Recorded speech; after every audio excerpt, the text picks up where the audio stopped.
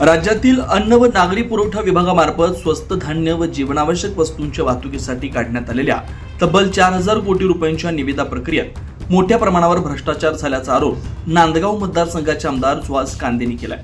या प्रकाराची सखोल चौकशी व्हावी यासाठी कांदे यांनी स्वतः आज विधानभवनाच्या पायऱ्यांवर आंदोलन केलं।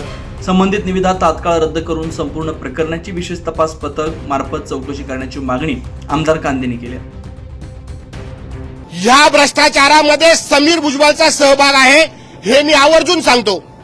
मी आपल्याला सांगतो की हे जे 4,000 कोटीचं टेंडर आहे हे पूर्वी 3 वर्षाचंच राहायचं।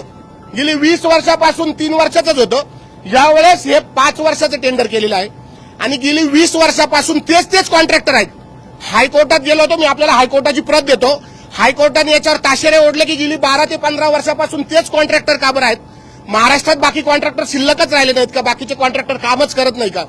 आणि मग ही रिंग हे 26 कॉन्ट्रॅक्टर आणि समीर भुजबळ हॉटेल आंबेसेटरच्या माणिक महल सोसायटीमध्ये बसले।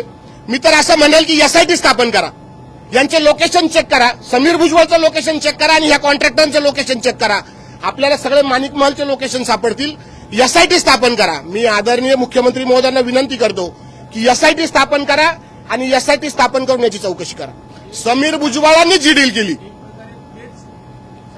सर्व विभाग समीर भुजबळच चालवतो। आदरणीय साहेबांना बऱ्याच गोष्टी माहीत नसतात। सर्व व्यवहार आर्थिक भ्रष्टाचार हा फक्त समीर भुजबळने केलेला आहे। आम्ही मुख्यमंत्र्यांकडे मागणी करणार आहोत। मी आपल्याला अभिमानाने सांगतो की गेली 3 वर्षापूर्वी आदरणीय मुख्यमंत्री जेव्हा विरोधी पक्ष नेते होते तेव्हाही त्यांनी हे पत्र दिलं होतं। आपल्याला त्याची प्रत लागत असेल तर ती मी देतो। त्यांनी सांगितलं होतं की हे 5 वर्षाचं करू नका, हे 3 वर्षाचंच असू द्या। आंदोलनादरम्यान आमदार कांदे यांनी जोरदार घोषणाबाजी करत निविदा प्रक्रियेतील कथित अनियमिततेकडे सरकारचं लक्ष वेधलं।